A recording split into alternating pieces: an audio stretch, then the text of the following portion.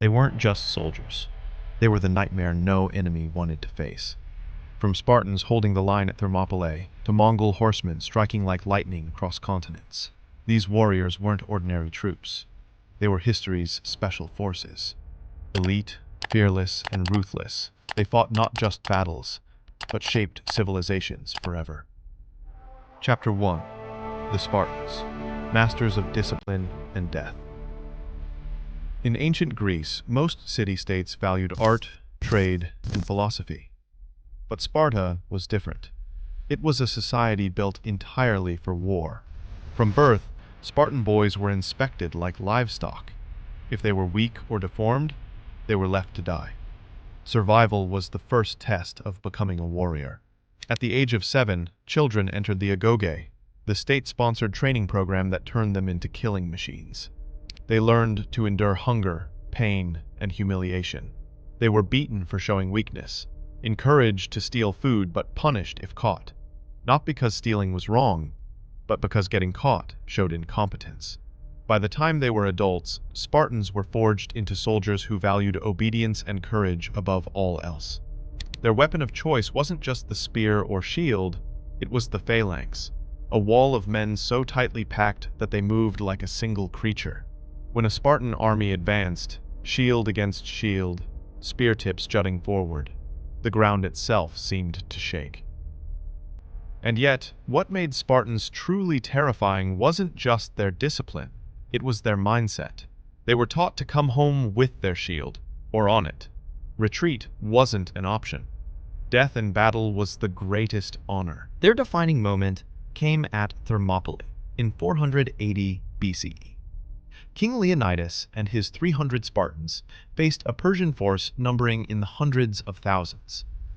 Outnumbered beyond reason, they fought to the last man. Though they died, their sacrifice became legend, a rallying cry that inspired all of Greece to resist Persian conquest. The Spartans weren't invincible. Their rigid society eventually crumbled, but their legacy lived on. To this day, the word Spartan means strength, toughness, and sacrifice.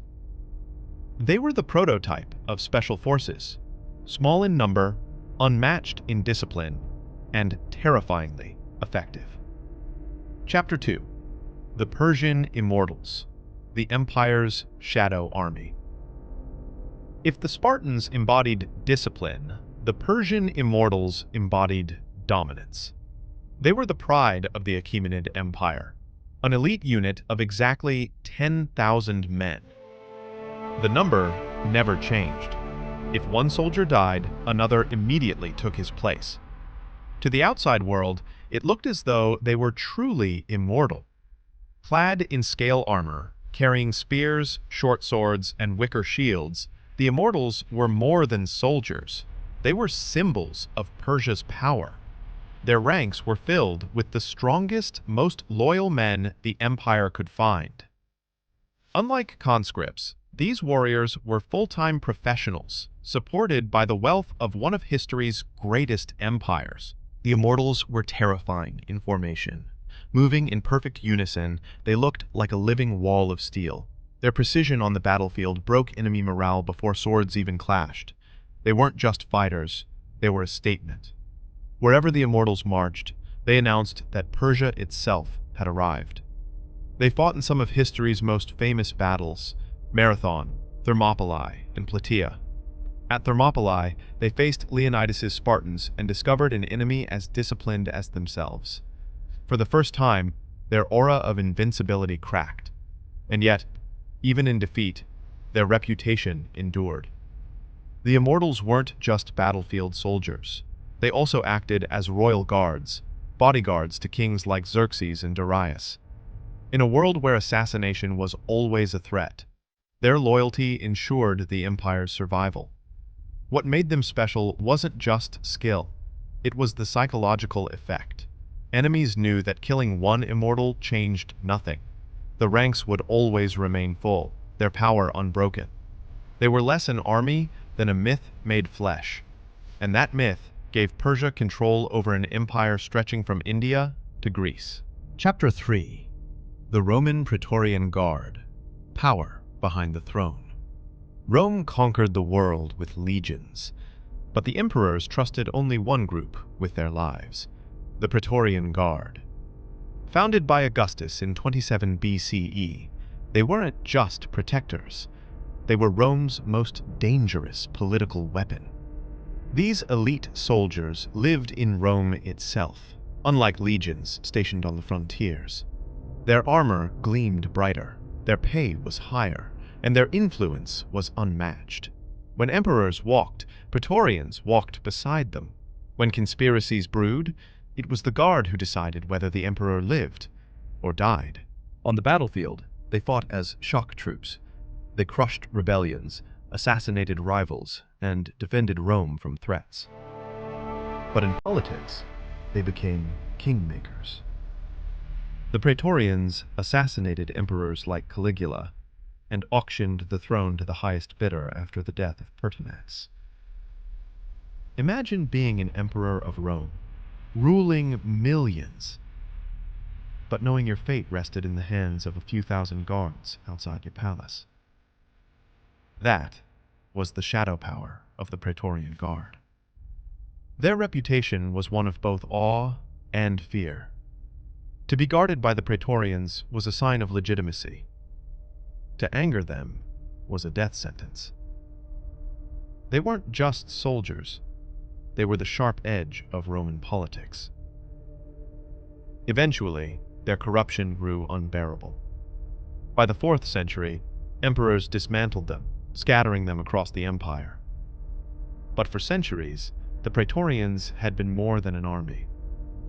They were a reminder that sometimes the greatest power doesn't lie in the legions. It lies in the shadows, among those who guard the throne. Chapter 4. The Mongol Horse Archers storm from the steppes. No force in history struck as fast or as fearfully as the Mongol Horse Archers. Born on the open steppes, Mongol children learned to ride before they could walk, and to shoot a bow before they could read. By adulthood, every Mongol warrior was a master horseman and archer. Their weapon was the composite bow, a small curved weapon that could pierce armor from hundreds of meters away. Unlike European knights weighed down by heavy armor, Mongols lived for mobility. They rode day and night, carrying multiple horses to swap between, covering distances armies thought impossible. Their tactics were revolutionary. They used feigned retreats to lure enemies into ambushes. They spread terror with psychological warfare, spreading rumors, burning cities, and leaving survivors to tell the tales of Mongol cruelty. When Genghis Khan unleashed them, entire civilizations crumbled. They weren't just raiders. They were organized, disciplined, and ruthlessly efficient. Communication between units was flawless, often using smoke signals, flags, or messengers on horseback. In the 13th century, they conquered the largest contiguous empire in history, stretching from China to Europe. The Mongols proved that speed, mobility, and precision could defeat armies many times their size. They were, in every sense, the special forces of their era, unstoppable, terrifying, and unforgettable. The Spartans, the Immortals, the Praetorians, the Mongols. Different lands, different weapons, different codes. Yet they all share one truth. History is written not by the many, but by the few. Elite warriors who fought in the shadows shaped empires and became legends. Their battles ended centuries ago, but their stories?